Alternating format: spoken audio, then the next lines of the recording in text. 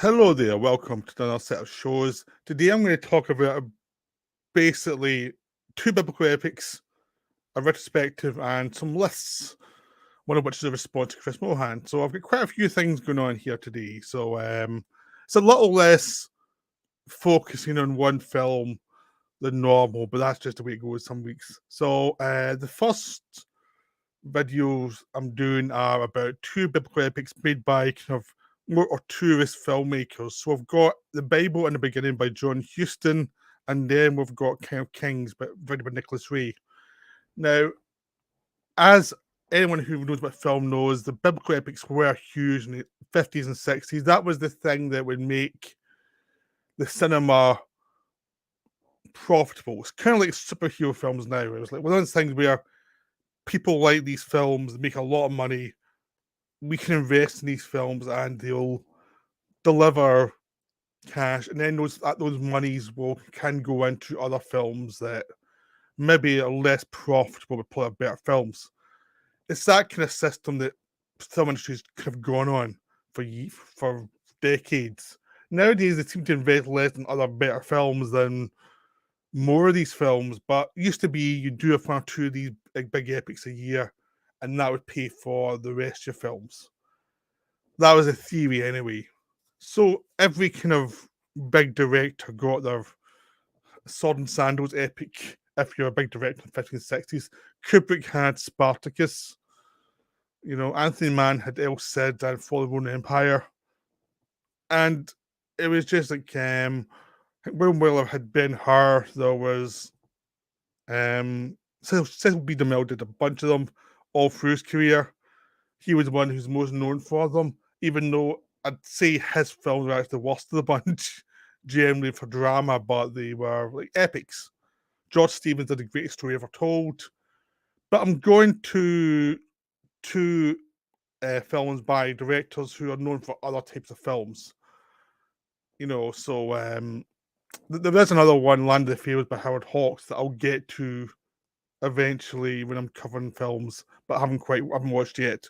But this is a kind of case of two directors who are known for all type of films, who are more grounded directors generally. They weren't directors who did flat fantasy movies. Really, I mean, they could have fantastic elements in them, but they were directors whose strengths lay in more towards reality and more towards like in Nicholas Ray's case, it was about psychological breakdowns and psychological issues. And with John Huston, it was reality mainly. He was much better at reality. If you give him something like Fat City, he would do amazing work. If you give him something like Priest's Honor, which was dark humor, he'd do some amazing work. Maltese Falcon, Treasure Salamandre, it would tend to do better with reality. Even like some of his spy movies like Criminal was pretty good because it was based on a sense of someone who understood reality. So going biblical epic, which is going from like normality to high melodrama, can cause some directors to make a mistake. Now, the Bible, when it was released, was viewed as a mistake, while King of Kings was viewed of as a big success despite all its production problems. So there are two different types of receptions. But I'm now watching these films decades on. Like, there's no real interest to me how they did financially. It doesn't matter. I just want to see, do these films that code my interest or do the films not? So I'll do them in order of one's Old Testament, the Book of Genesis, which is a John Huston film, and the Bible in the beginning. And one of them is the New Testament, which is the story of Christ. So I'll go from Old Testament to New Testament, even though King of Kings is an older film, but it's only by a few years. They're both in the mix at the same time. So the Bible looks at the Book of Genesis, and it's basically the first 22 chapters of the Book of Genesis. So it's the Old Testament, a lot of it before you get to the Moses story, because the Moses story takes up a lot of the Old Testament, while the New Testament is more of the story of Jesus Christ. But there's the Book of Genesis early, which tells you the prehistory of leading up to the Jews leaving Egypt after being enslaved. This is like how they got there and all the rest of it, and the various curses of mankind on itself. So it starts off the Garden of Eden, which is that's the weakest part of the film, because Houston makes a mistake early on. Is he does a Garden of Eden, but he shoots it too dark. It's meant to be a beautiful place, and it doesn't feel that beautiful. Now I watched both these films projected, so I got the full scale of them. But the big thing is early on is like the Garden of Eden did not look as Edenish as you'd hope for. And that's because Houston's a more realistic director.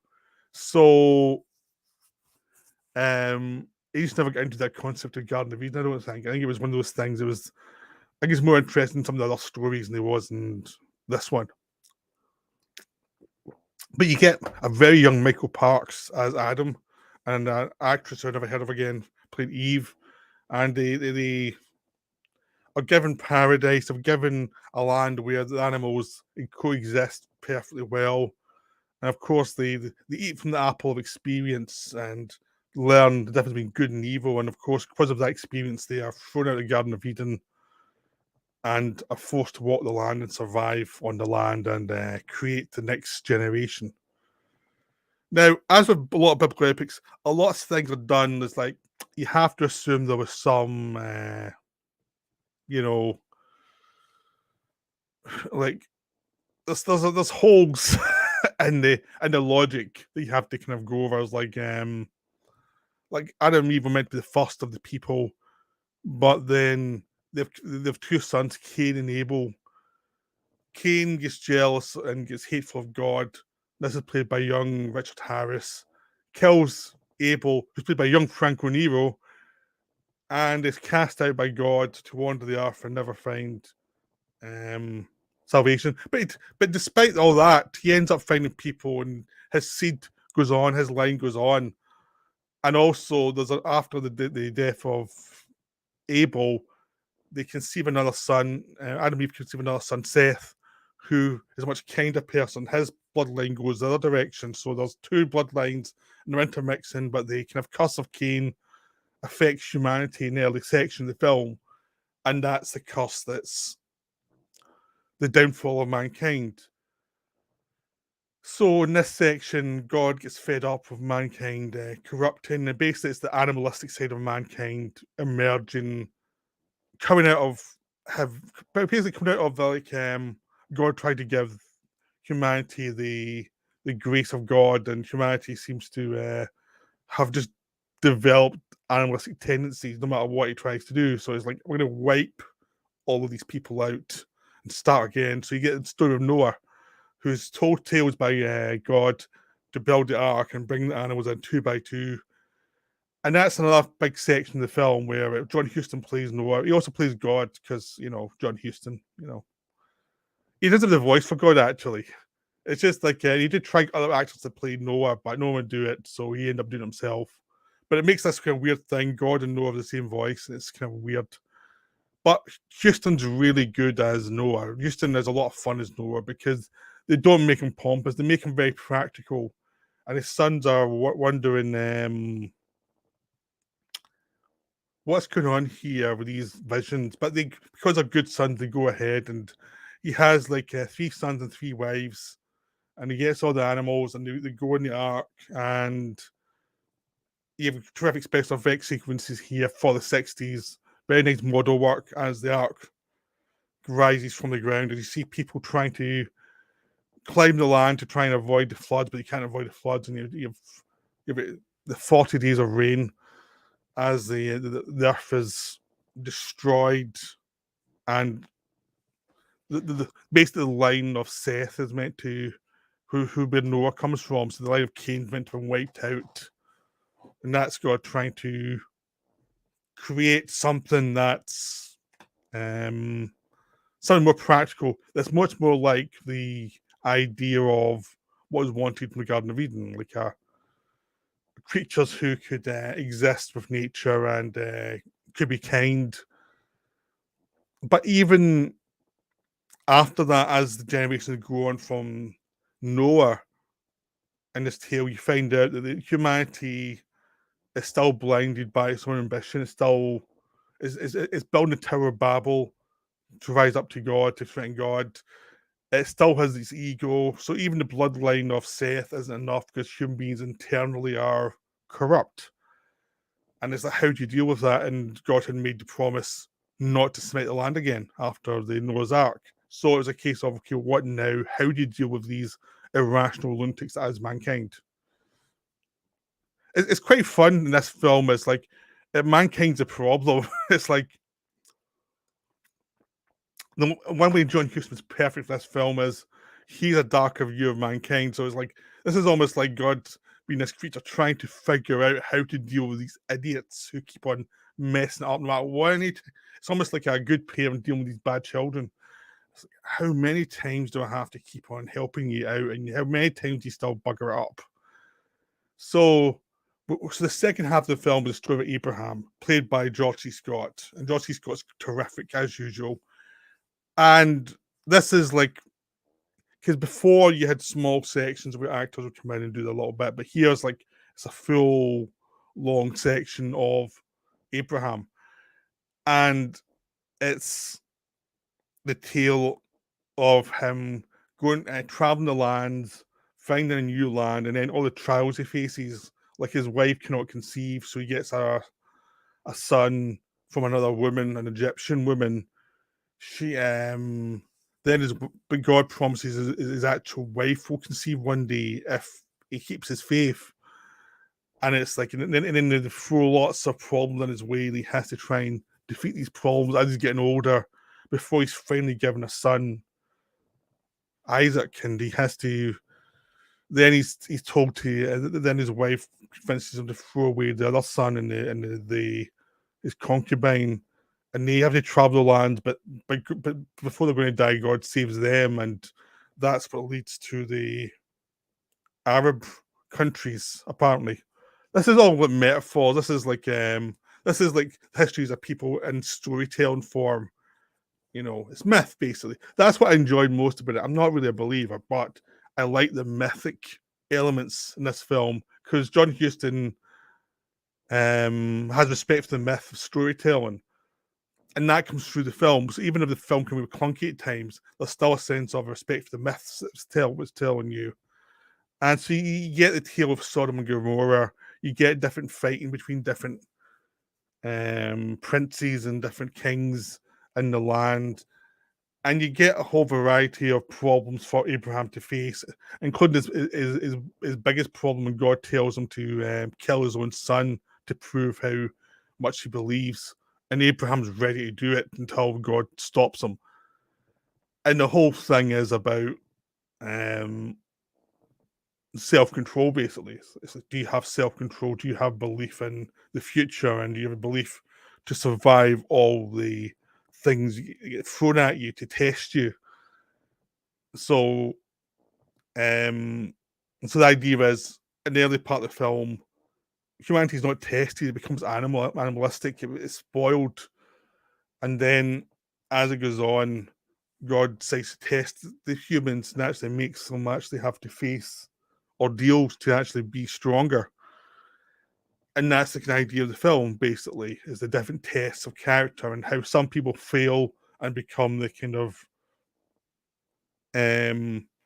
grotesque villains of the stories, and other ones succeed and keep going. And there's a terrific bit in Tower of Babel where everyone speaks the same language until it's created such egotism that they have to be split so they can't understand each other anymore, as a way to keep humanity's hubris from getting out of control.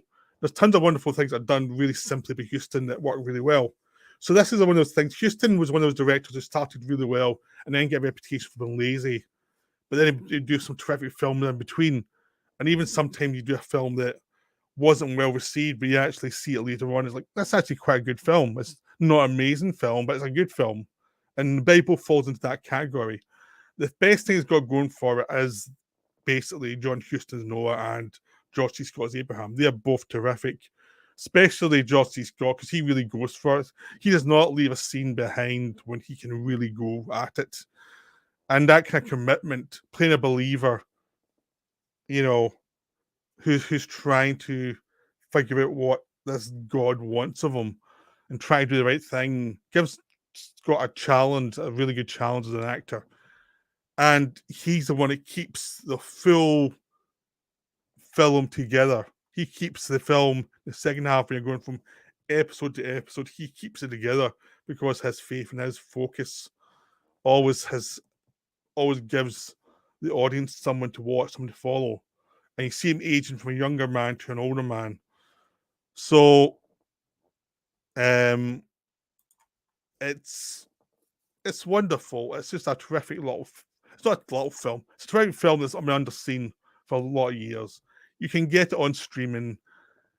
There's some terrific sequences like the Noah sequence, like the Tower of Babel sequence. The Sodom and Gomorrah scene is funny because it is very old fashioned, and the idea to show sin is lots of brazen homosexuality.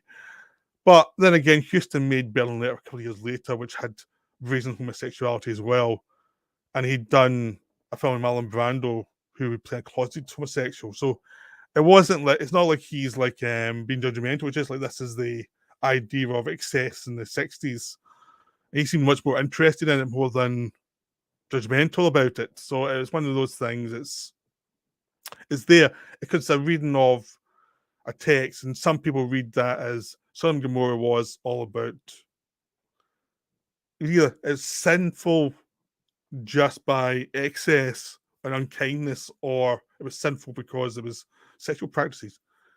There's different views on that, but this one goes for the more entertaining view, which is a lot of gay guys swanning about, and it's like the other one's probably more interesting, but this one's if you try to get a story told in about 5 minutes, this is a way more entertaining version of it.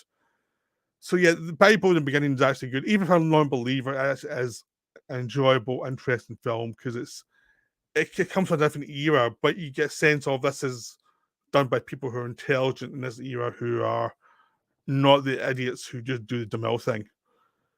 Now we go to King of Kings. Now, King of Kings is a film about the story of Christ from his birth to his death. It's played by Jeffrey Hunter. Now, he was mocked early on for being the teenage Jesus, which is unfair because he actually is a good Jesus. I mean, he'd already done The Searchers with John Ford at this point, and he was an underrated actor. He wasn't, he was not going to be like the Brando of his era, but he actually could act and he could emote, and he did play a very good Jesus because he plays him.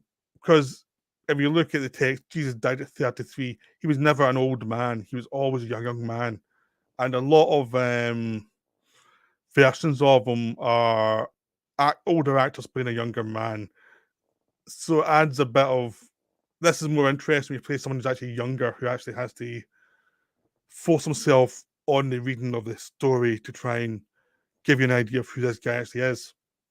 So the story is of the Bible, basically, of the birth of Jesus, Herod getting mad because he hears about the prophecies of the new Messiah, killing all the children, Jesus going to Egypt for a bit with his family, then coming back, and then basically then jumps to the tale of John the Baptist, played by Robert Ryan, who's very good in this, and he's like he sees Jesus and realizes who he is.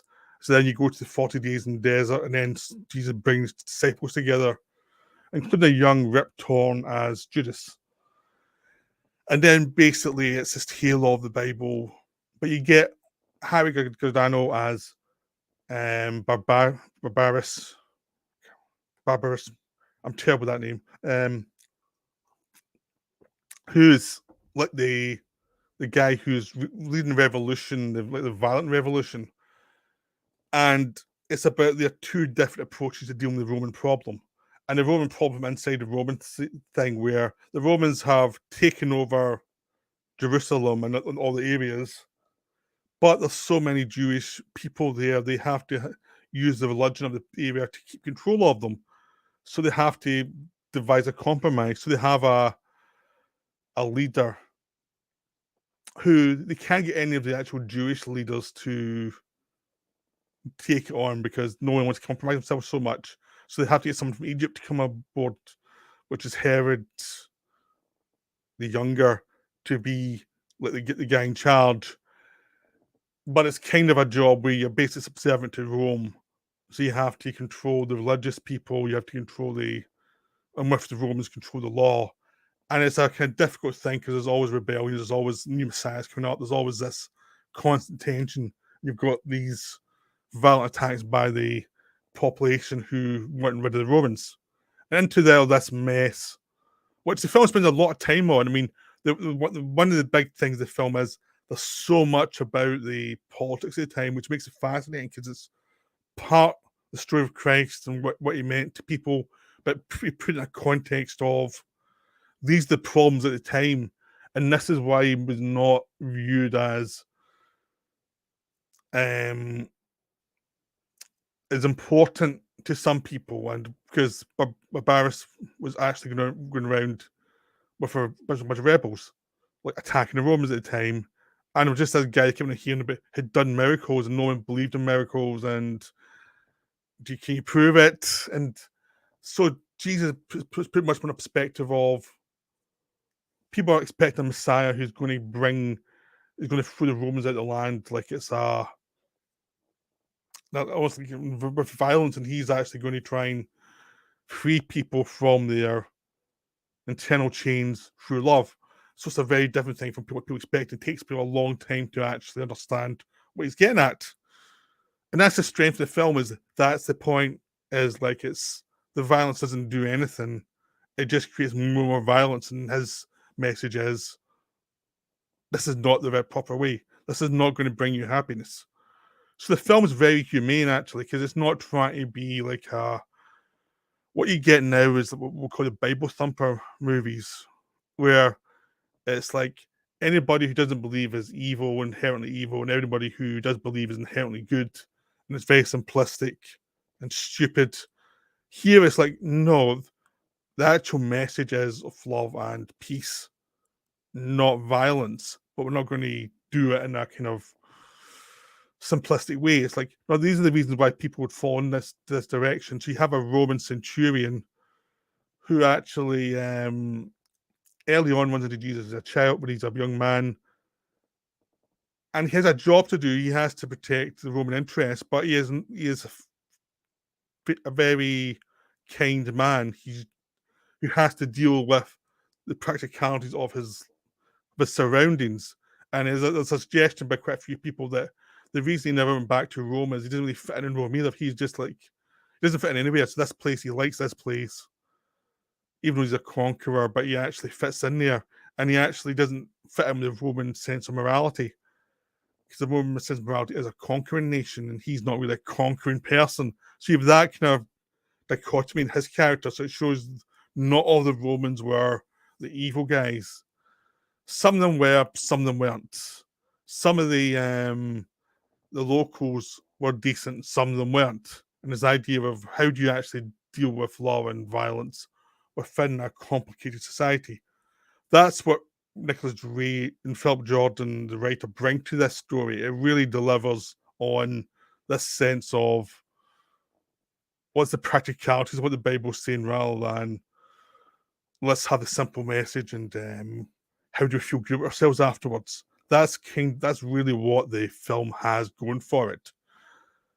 And it feels very modern in a film made in the early 60s. It feels so much more modern than most of the biblical epics. Even Spartacus feels very old-fashioned compared to the King of Kings.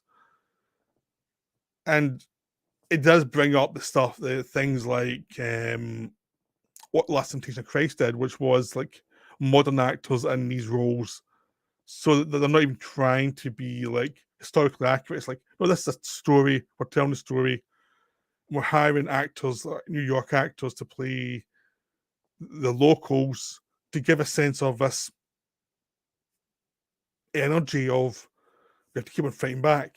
So it's a sense of it's not historical accuracy. It's about they find a way to show the emotion of the times through the different styles of performance and different types of actors. And that's what the film has. And there's some wonderful sequences. Nicholas Ray is very good with visuals, to suggest the inner life of the characters without having to speak to you all the time. And you have wonderful stuff with the miracles. We've just seen Christ's shadow or his hands. A lot of the time, it's not always his face. But then when you get his Sermon on the Mount, it's terrific because they just let Jeffrey Hunter do the scene and they follow him. They let him be Jesus when he needs to be. But other times they show you the suggestion of something almost supernatural about him. And it's a sense of a person who's here but not always here. He's got a bigger purpose. So it's very different from Willem Dafoe and Last Temptation of Christ, but it's again, it feels a very good reading of the character because he is young, but he's almost otherworldly compared to other Jesuses. So it's a interesting take on Jesus as a character on screen. So yeah, King of Kings is really good. Like both these films are worth seeing. They're not the greatest films ever made, but they are good. They are on the top level of the biblical epics. They're like the ones where they gave the money to the people with a brain. Neither of them as good as El Cid. El Cid's like it's not even a biblical epic, but El Cid's of that kind of era films. El Cid's like the top one. But these two are below that, but they're still in pretty good shape below El Cid, but they're still very good. So I hope you enjoyed this. I went a bit longer than I thought it was going to go, but what can you do? So I'll see you all later. Bye for now.